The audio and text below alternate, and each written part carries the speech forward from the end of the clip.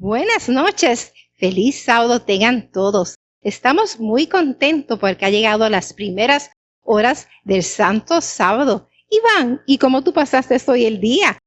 Bueno, el día fue cargadito, mucho trabajo, pero le doy gracias a Dios que pues tengo trabajo también, que eso es una bendición, y ahora estamos en el templo alabando al Señor, que es una mayor bendición todavía.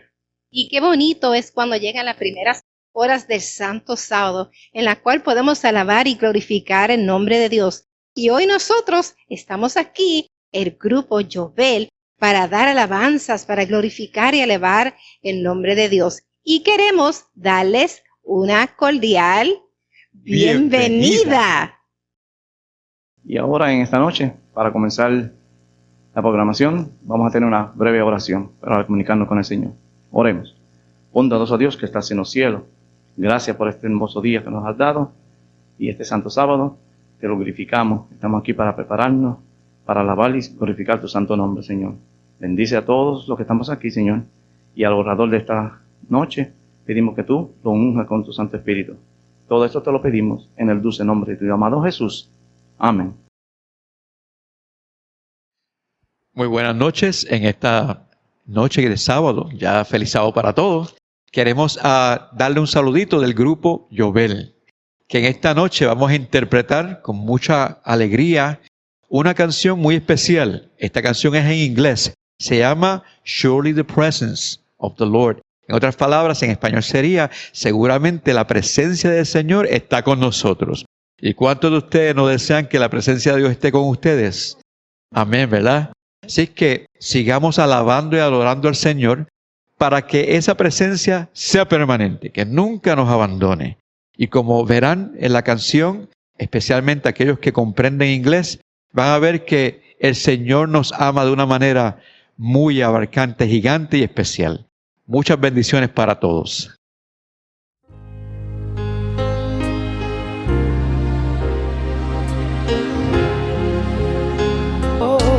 Surely I can say I've been with the Lord. Surely the presence of the Lord is in this place. I can feel His mighty power and His grace. I can hear the rush of angels' wings. I see glory on each face. Surely the presence of the Lord is in this place. There's a holy hush around us as His glory fills this place. I've touched the hem of His garment. I can almost see His face, and my heart is overflowing with the fullness of His joy. I know without a doubt that I've been with the Lord. Surely the presence of the Lord is in this place. I can feel His mighty power and His grace. I can hear the rush of angels' wings. I see glory on each face. Surely the presence of the Lord is in this place.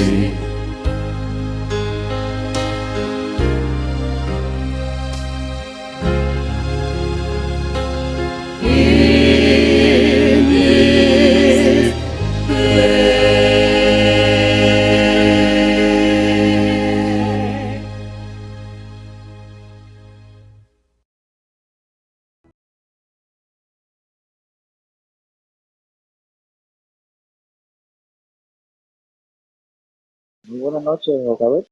¿Cómo te encuentras? Me encuentro muy bien, Jonathan, y también buenas noches a todos los que nos sintonizan. ¿Qué tenemos para hoy? Una noticia muy importante está sucediendo en estos momentos. El título es Persecución cristiana se agrava en la pandemia. Es alarmante ver los altos niveles de discriminación en el mundo, con más de 340 millones de cristianos sufriendo, ¿sabe qué? Una gran persecución debido a su fe cada día. Aumenta en número como en intensidad pese a la pandemia del COVID-19, según la lista mundial de la persecución 2021. La directora Henrietta Place de Puertas Abiertas del Reino Unido explica cómo la pandemia entregó otra arma a los perseguidores, a los peores perseguidores del mundo.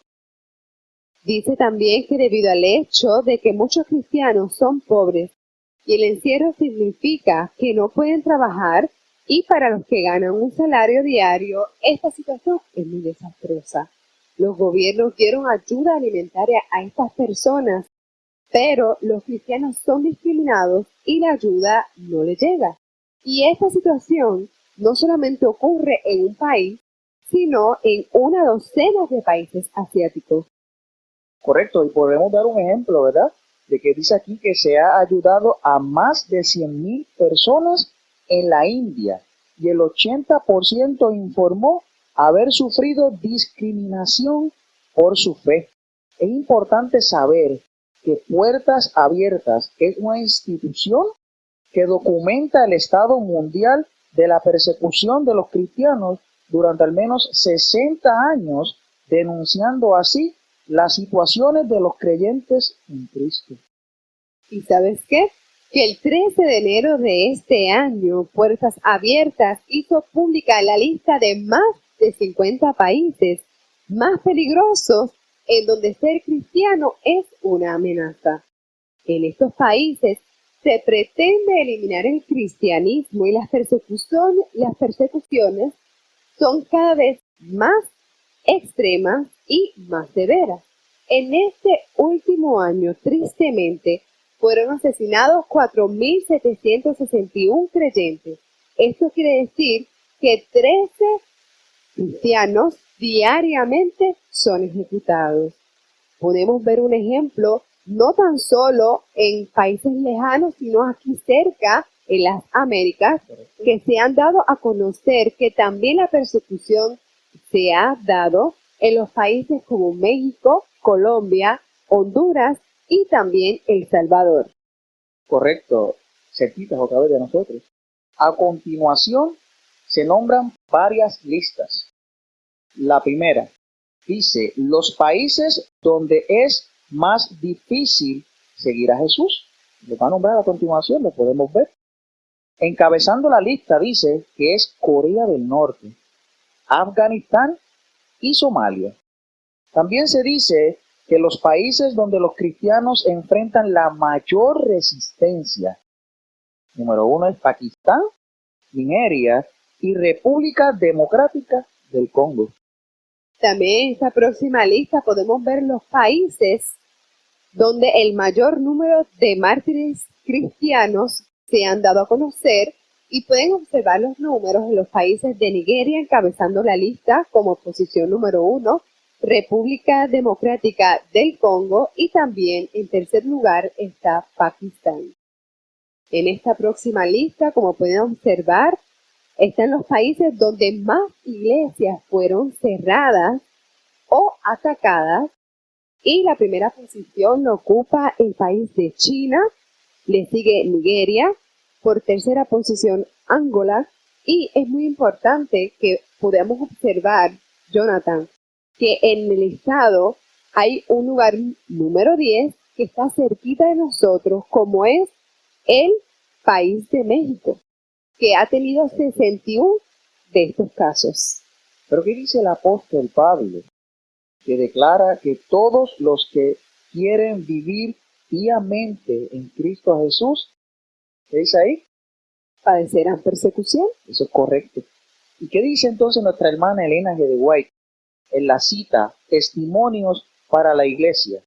¿Qué dice Jocabet? ¿Me la puedes leer? Claro que sí. Dice lo siguiente: no está lejos el tiempo cuando cada alma será probada. Se nos presionará para aceptar la marca de la bestia aquellos que paso a paso, Jonathan, hayan cedido a las demandas mundanales y se hayan conformado a las costumbres de este mundo. No les resultará difícil ceder a las autoridades imperantes antes que someterse a la burla, a los insultos, al encarcelamiento y también a la muerte. La contienda es entre los mandamientos de Dios y las del hombre. Es en este tiempo que dice que el oro será separado de la escoria de la iglesia. Sería bueno entonces, Jocabet, con una cita tan significativa, ¿verdad? Claro que sí. Preguntarnos, ¿nos mantendremos fieles al Dios vivo o cederemos en aceptar la marca de la bestia que sabemos nosotros que es el domingo, ¿verdad? Claro está, sí. Lo hemos tocado. Correcto. Correcto. Otra pregunta que tenemos que hacernos es, Jocabet, ¿nuestra vida profesa nuestra preparación para trasladarnos al cielo o la complacencia de vivir conformándonos con este mundo, Jocabet? Jonathan, son dos preguntas muy clave para nosotros como cristianos autoevaluarnos. Correcto. Y no tan solo nosotros, ¿verdad? Sino todos ustedes que nos están sintonizando, que reflexionemos cada día cómo nuestra vida o a qué rumbo nos vamos dirigiendo, ¿verdad?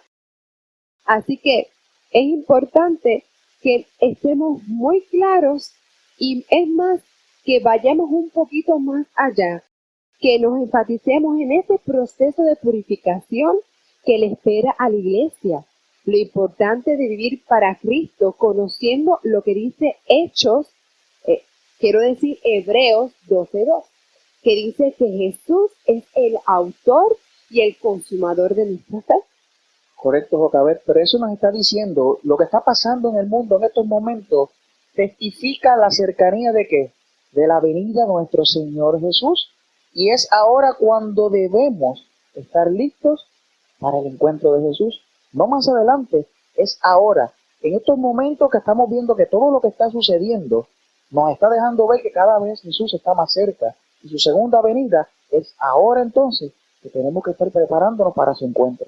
Claro que sí. Podría leerte antes de concluir este segmento, esta última cita de Elena G. de White también, que se encuentra en The Review and Herald, que dice que una gran crisis aguarda al pueblo de Dios.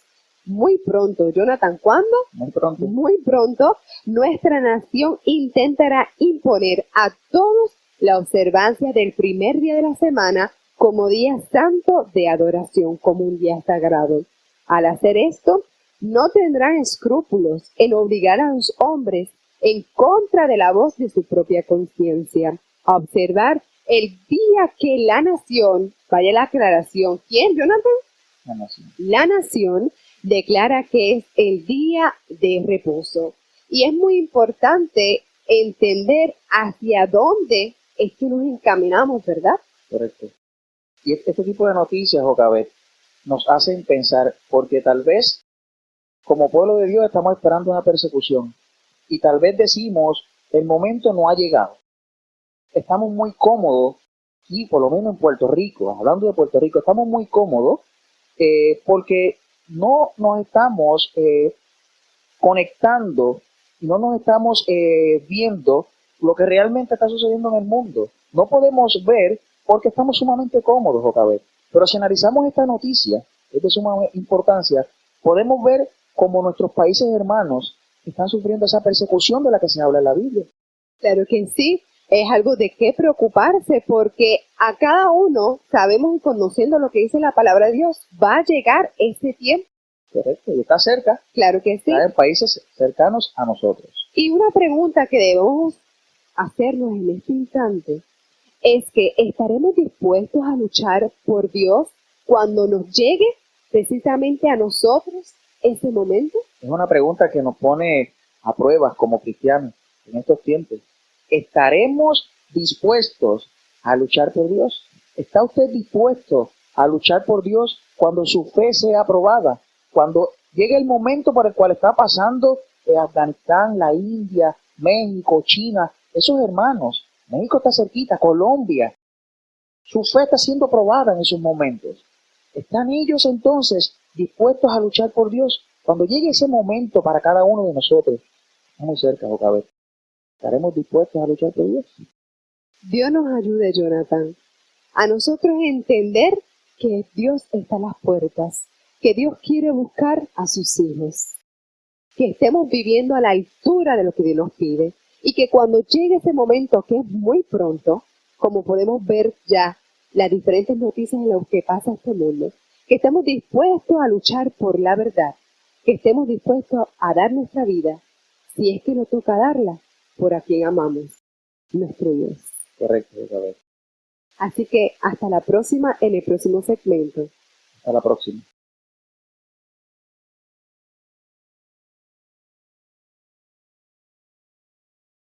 Buenas noches para todos y feliz sábado tengan todos. Óyeme, yo no puedo decir otra cosa. Doctor, la semana pasada me estaba hablando que hay dos diferentes tipos de iglesias. O sea, que hay una verdadera y una falsa. Correcto. Pues yo me quedé pensativo en eso porque todo el mundo dice que ellos tienen la verdad. Entonces, ¿cómo uno puede distinguir entre una cosa y la otra si todo el mundo dice que tienen la verdad? Escudriñad La escritura, que fue lo que había hablado al principio. Todo lo que... Pues nada, vamos a ver si nos aclara un poquito sobre el tema. Entiendo yo que todavía estamos con el tema, parte número 2, sobre Daniel 12, ¿no? Así que adelante con el tema. Muchas gracias. Antes de entrar en el estudio del tema, pues les invito a tener una oración. Amantísimo Dios y Padre Santo y bueno que habita en el cielo, nuevamente invitamos al Espíritu Santo para que Él sea el presentador por excelencia.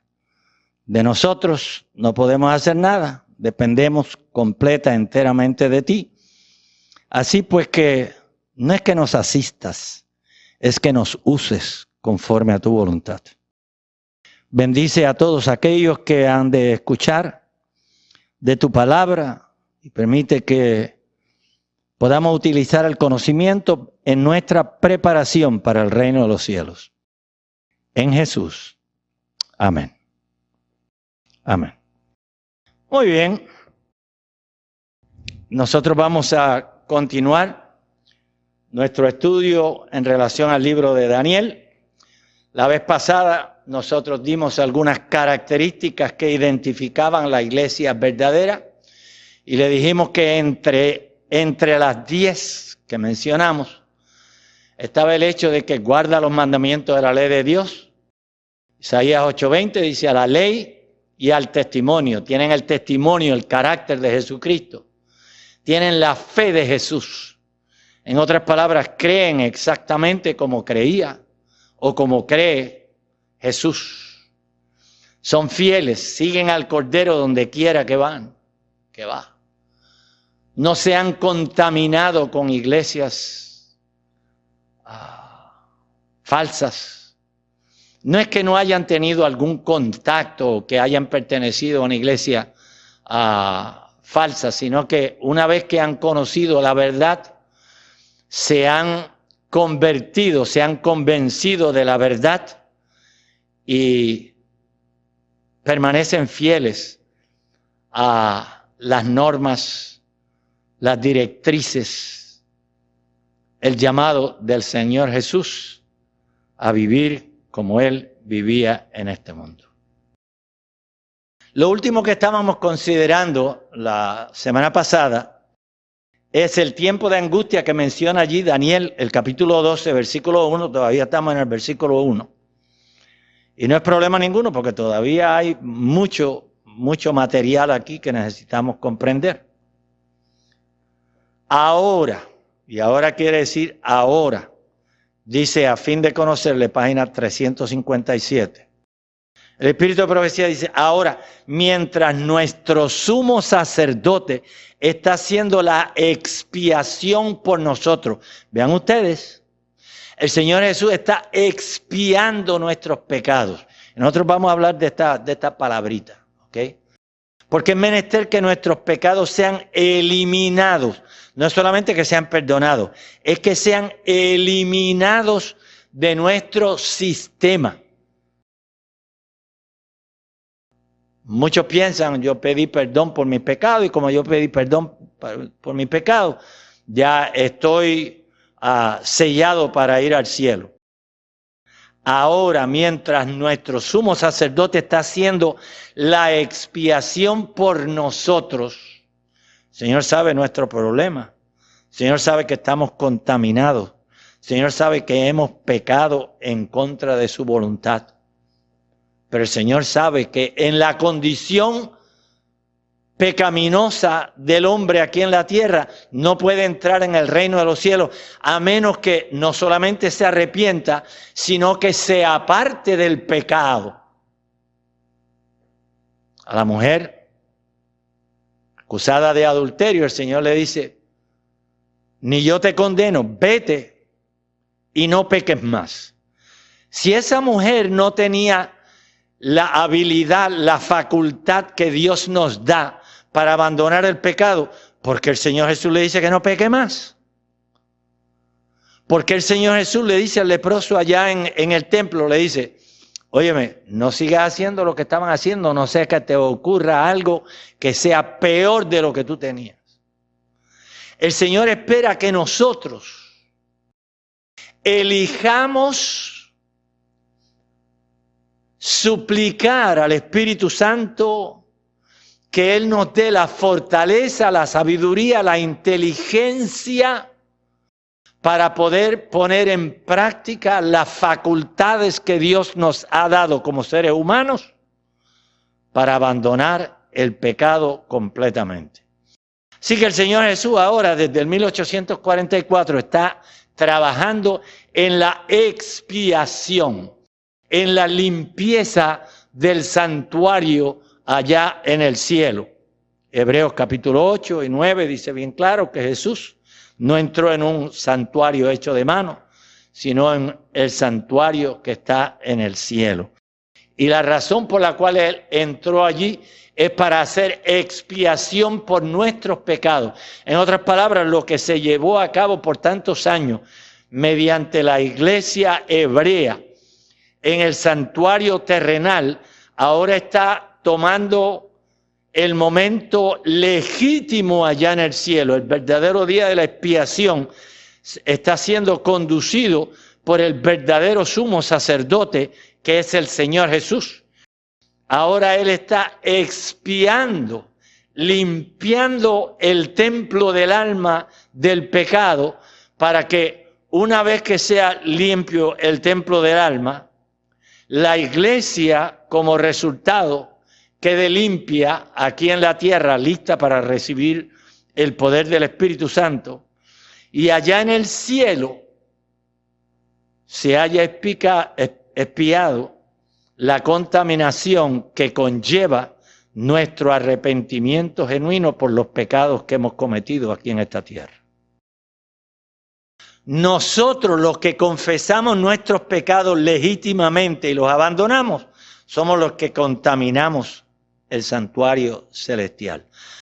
Por lo tanto, es necesario que nosotros dejemos de pecar para que Jesús pueda completar la purificación del santuario en el cielo. Por eso dice el Espíritu de profecía, ahora, mientras nuestro sumo sacerdote está haciendo la expiación por nosotros, deberíamos procurar la perfección en Cristo, no por nosotros mismos, no porque nosotros podemos lograrlo. Pablo decía, yo sigo hacia el blanco, peleando la buena batalla. No es, y yo no quiero que alguien se me vaya a confundir con esta declaración. Nosotros no estamos procurando la perfección de nuestro carácter en esta tierra para que nos sirva de garantía cuando seamos presentados delante de Dios el Padre el día del juicio. No, Señor. Ya nosotros hemos sido condenados y la única razón por la cual no sufrimos la segunda muerte es porque Jesús está dispuesto a tomar nuestro lugar. Y esa condenación que nos había traído, nos había asegurado el pecado que hemos cometido, esa condenación puede ser eliminada a través del sacrificio, de la intervención, de la redención que Cristo está llevando a cabo, o que ha llevado a cabo por nosotros. La perfección que ha de garantizarnos el reino de los cielos a nosotros es la perfección de Cristo que nos es adjudicada a nosotros como si nosotros hubiésemos vivido vidas perfectas aquí en este mundo. Maravilloso. Recibimos la justicia de Jesús que nos es imputada a nosotros para que aparezcamos dignos de vivir en la tierra nueva, en el reino de los cielos. Porque nosotros ganamos esa justicia, no, Señor. El Señor Jesús la ganó para nosotros.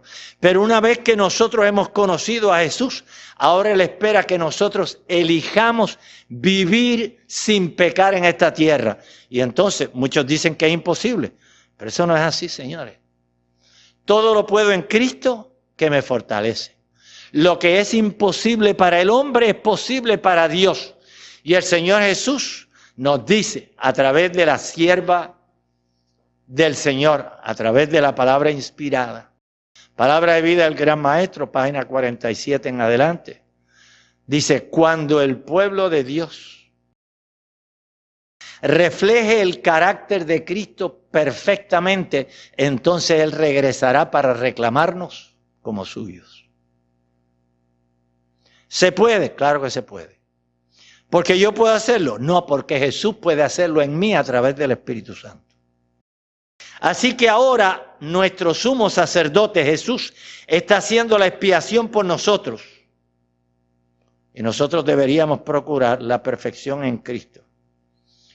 Mientras nosotros estamos obrando conforme a la voluntad de Dios, dirigidos por el Espíritu Santo, el Señor nos está enseñando a interpretar lo que está escrito en el libro de Daniel y en el libro de Apocalipsis. Por eso yo puedo hablarle a ustedes de Daniel y de Apocalipsis, no porque yo sé más que ustedes, sino porque el Espíritu Santo nos utiliza para comunicar las verdades del Evangelio a aquellos que todavía no la han comprendido cabalmente. Nuestro Salvador no fue inducido a ceder al poder de la tentación, ni siquiera en pensamiento. Y eso es lo que Jesús espera de nosotros, que no cedamos a la tentación. Yo recuerdo un himno que cantaba mucho cuando yo comencé en la iglesia adventista. Decía: tentado no cedas, ceder es pecar. En Hebreo, el capítulo 9, el versículo 22 dice: y casi todo es purificado según la ley con sangre, y sin derramamiento de sangre no se hace remisión de los pecados. El Señor Jesús derramó su sangre, que nos habilita a todos nosotros a aspirar un día estar en el reino de los cielos.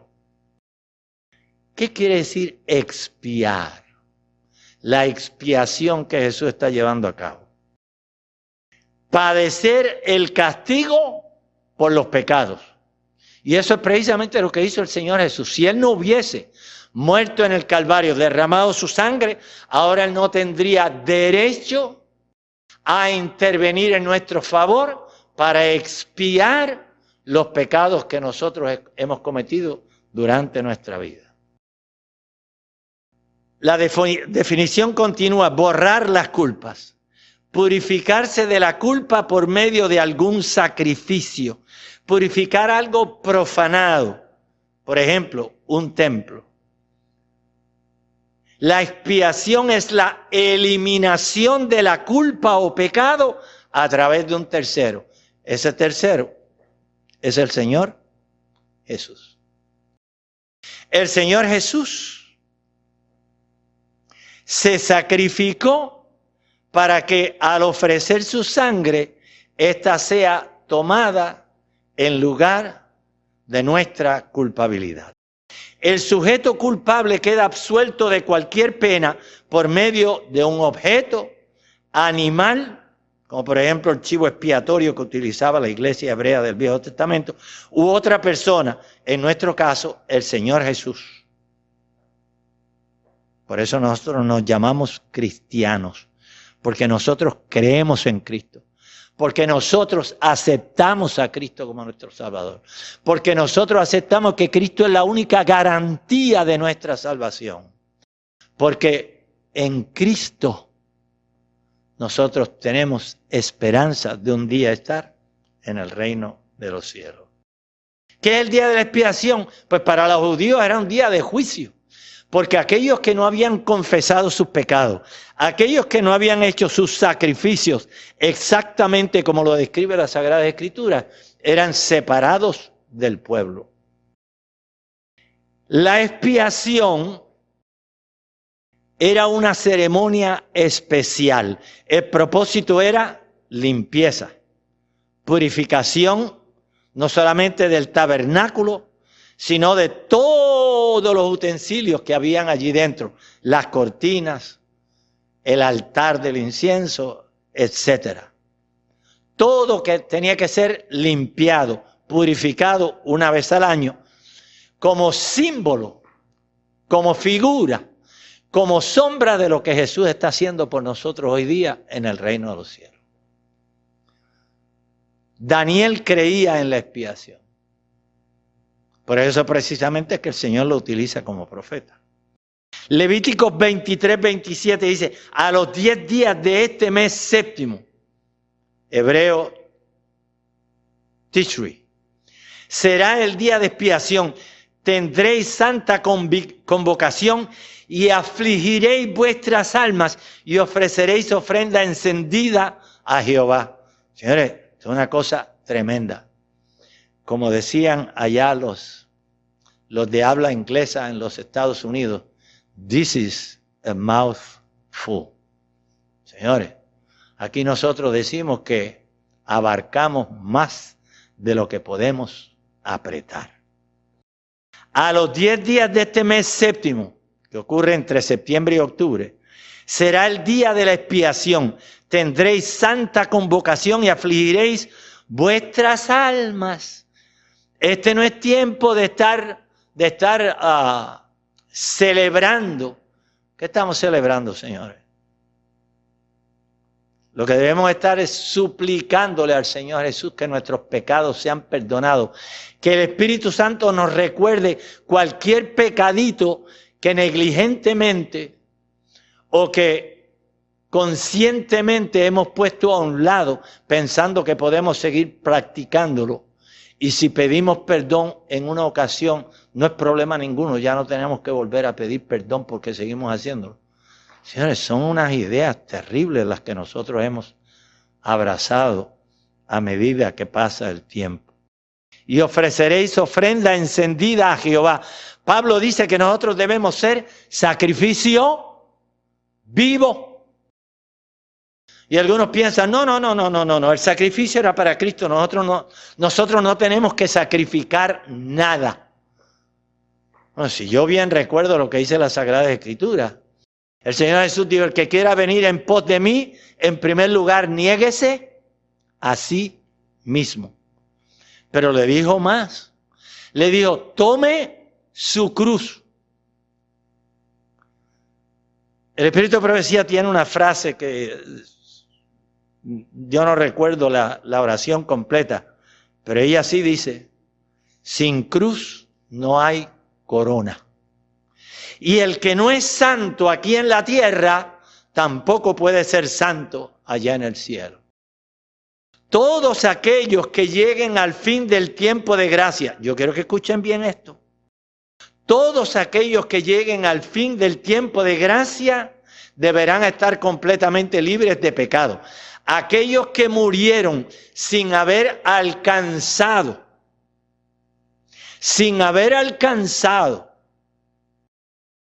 la liberación completa del pecado, el Señor Jesús hizo sacrificio por esas personas que, como no siguieron en este mundo, pues si vivían conforme a la luz que habían recibido, si lo que habían conocido del Evangelio lo practicaban, vivían conforme a la luz, lo demás les será añadido por el Señor Jesús. Pero aquellos que lleguemos al fin del tiempo de gracia, tenemos un reto especial frente a nosotros. Esos son los individuos que van a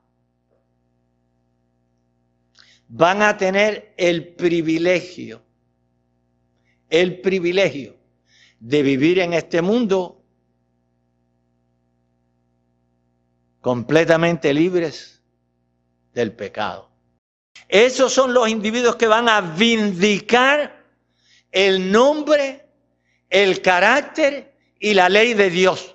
Pero para poder vindicar el nombre, el carácter y la ley de Dios que han sido cuestionados por el enemigo, esas personas tienen que estar viviendo vidas como Satanás dijo que no se podían vivir.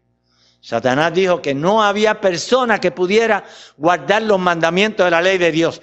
El Señor le va a probar no solamente a Lucifer, sino al universo entero, que aquellos que aman a Dios, aquellos que confían en Dios, aquellos que se ponen en las manos de Dios, no importa la naturaleza que tengan, pueden vivir sin pecar en esta tierra. Esos son los individuos que van a hacer a Satanás mentiroso. Y el universo entero va a observar esas personas, la generación más débil que ha vivido en este planeta Tierra, y el universo entero los va a observar que están dispuestos a morir antes que violar uno de los mandamientos de la ley de Dios. Yo les dije, this is a mouthful. Es una cosa tremenda, son muy pocos los que tienen el atrevimiento de predicar esto en las iglesias. Pero ¿saben qué? Nosotros tenemos muy corto tiempo. Y aquellos que no tengan el sello de Dios no recibirán la lluvia tardía. Es menester que alguien dé la voz de alarma a la iglesia, al mundo, a aquellos que se pierden por falta de conocimiento. El Señor Jesús no solamente exige que nosotros vivamos sin pecar en esta tierra. Él nos da la fortaleza, la habilidad, la capacidad, la entereza para que nosotros podamos hacerlo bajo la dirección del Espíritu Santo de Dios. El sumo sacerdote y la expiación. Levítico 16:6 dice, y hará traer Aarón el becerro de la expiación que es suyo, y hará la reconciliación por sí y por su casa. Vean ustedes, el sumo sacerdote terrenal que oficiaba en el santuario terrenal, tenía que primero él hacer expiación, no solamente por él, sino también por su familia. El Señor Jesús no tenía que hacer eso. ¿Por qué? Porque Él nunca pecó. Porque Él vivió en esta tierra una vida pura, completamente pura. Pero a Aarón, el sumo sacerdote, no solamente a Aarón, sino todos los que le sucedieron, tenían que hacer reconciliación por sí y por su casa. El versículo 8 dice, y echará suerte a Aarón sobre 2 machos cabríos, una suerte por Jehová. En otras palabras, uno de esos machos cabríos va a ser dedicado a Jehová, a Dios. Y la otra suerte por Azazel. Y Azazel es una figura de Satanás, del diablo. Uno de esos 2 iba a ser sacrificado, el otro no. el que iba a ser sacrificado era sacrificado representando el sacrificio de Cristo Jesús. Sin derramamiento de sangre no hay redención del pecado. Pero vean lo que sucede, el versículo 9. Y hará traer Aarón el macho cabrío sobre el cual cayere la suerte por Jehová, y lo ofrecerá en expiación. Ya él había hecho su sacrificio, un cordero que había sacrificado, o un buey sacrificado por sí y por su familia. Ahora él va a sacrificar un macho cabrío a beneficio del pueblo, y va a ser la expiación no suya, sino la expiación del pueblo. Y el versículo 16 dice: así purificará el santuario a causa de las impurezas de los hijos de Israel, de sus rebeliones y de todos sus pecados. De la misma manera hará también al tabernáculo de reunión, el cual reside entre ellos en medio de sus impurezas. Es una cosa seria, señores. Por eso decimos que estamos viviendo en un tiempo sublime, en un tiempo de mucha seriedad. ¿Qué suerte corría el macho cabrío vivo, el que le había caído la suerte de Azazel? Pues el versículo 20 de Levítico 16 nos dice: cuando hubiere acabado de espiar el santuario y el tabernáculo de reunión y el altar, hará traer el macho cabrío, versículo 21, y pondrá Aarón sus dos manos sobre la cabeza del macho cabrío vivo, y confesará sobre él todas las iniquidades de los hijos de Israel, todas sus rebeliones y todos sus pecados, poniéndolos así sobre la cabeza del macho cabrío, y lo enviará al desierto por mano de un hombre destinado para esto. Vean ustedes que este macho cabrío no es sacrificado. Aquí no hay derramamiento de sangre. El derramamiento de sangre se llevó a cabo por el macho cabrío que representaba a Jehová. Porque Jehová, Cristo Jesús, se sacrificó como expiación, como liberación para los seres humanos. Ya esos seres humanos están liberados del pecado. Pero ¿qué pasó con los pecados del ser humano? Porque Jesús no tomó la responsabilidad del pecado en la cruz. Jesús tomó la culpabilidad del ser humano, no la responsabilidad del pecado. Ahora alguien tiene que tomar la responsabilidad. El causante del pecado ahora tiene que tomar la responsabilidad por el pecado. Por eso es que este macho cabrío, versículo 22, llevará sobre sí todas las iniquidades de ellos a tierra inhabitada, y dejará ir el macho cabrío por el desierto.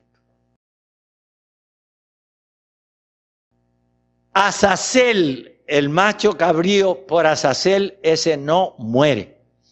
Los pecados del pueblo de Israel ahora son depositados sobre Azazel, que representa a Satanás, porque Satanás es el responsable del pecado de este mundo. Todos los pecados que fueron depositados sobre Jesús en el Calvario, la responsabilidad no es de Cristo, la responsabilidad es de Satanás.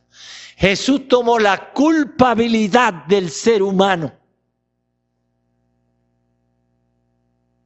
Por eso el ser humano no es declarado inocente. El ser humano es declarado perdonado. Jesús lo perdona, pero no son inocentes. La única razón por la cual van a tener la recompensa que tendrían los inocentes es porque Jesús les limpió de toda maldad, de todo pecado. Día de juicio, día de expiación. Malaquías 4:1. Porque aquí viene el día ardiente como un horno, y todos los soberbios y todos los que hacen maldad serán estopa. Aquel día que vendrá los abrazará, ha dicho Jehová de los ejércitos, y no quedará ni raíz ni rama.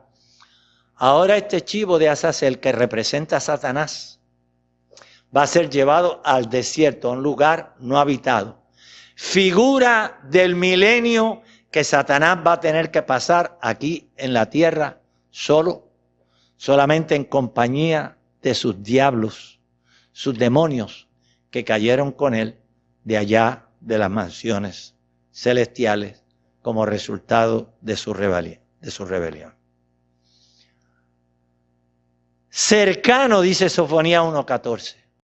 Cercano está el día grande de Jehová, cercano y muy próximo. Es amarga la voz del día de Jehová.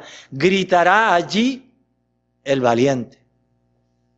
El Señor Jesús dice, el reino de los cielos se hace fuerte y solamente los valientes lo arrebatarán. Para el día de Jehová no hay valientes, señores. Los valientes allí crujirán sus dientes. Los valientes allí llorarán. Sofonías 1:15 dice, día de ira, aquel día de angustia. Eso no es lo que dice Daniel 12:1. Día de angustia. ¿Qué más? De aprieto, día de alboroto y de asolamiento, día de tiniebla y de oscuridad, día de nublado y de entenebrecimiento. Señores, muchos se quejan porque hay un apagón y se fue la electricidad. Lo que sucede es que muy pronto va a venir tremendo terremoto aquí a este mundo. Y dice mi Biblia que la tierra se resquebrajará. La tierra temblará como un borracho. Señores, en ese tiempo no va a haber electricidad. En ese tiempo no va a haber luz artificial ninguna. Los únicos que van a tener guía, que saben para dónde van, son los que tienen la luz que solo Dios puede dar. Esos son los únicos que conocen el camino, que serán protegidos en ese tiempo. Día de angustia, de aprieto, de alboroto, de asolamiento. Muchos son los muertos que hay en las calles, en el mar, los fuegos, los terremotos.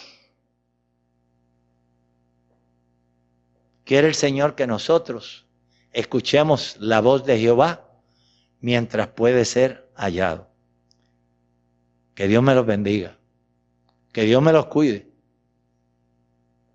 Todavía nos quedan unos cuantos versículos de Daniel y esos los vamos a comentar la próxima semana. Señores, no se impacienten. La Biblia tiene tanta información que con este libro de Daniel yo podría estar hablándoles posiblemente el mes entero. Y me faltaría tiempo para completar lo que el Señor está tratando de decirnos en este lugar. Dicho sea de paso, la sierva del Señor dice que en uno de los versículos de Juan hay más sabiduría que toda la sabiduría que hay en los sabios de esta tierra. La sabiduría no es nada sin la unción del Espíritu de Dios. Dios nos bendiga, Dios nos cuide. Por favor, tomen en serio lo que han escuchado. Oremos. Señor y Padre, gracias. Porque en este momento, cuando el mundo está preocupado por las pandemias, los terremotos, los tsunamis, los fuegos, aún objetos voladores no identificados que ahora salen a la luz. Y la gente tiemblan, preocupados porque desconocen el futuro. Y ellos quieren conocer el futuro a través de los medios incorrectos. Ah, si conocieran a Jehová. Señor, no te apartes de nosotros. Bendice esta iglesia adventista en el mundo entero. Sé con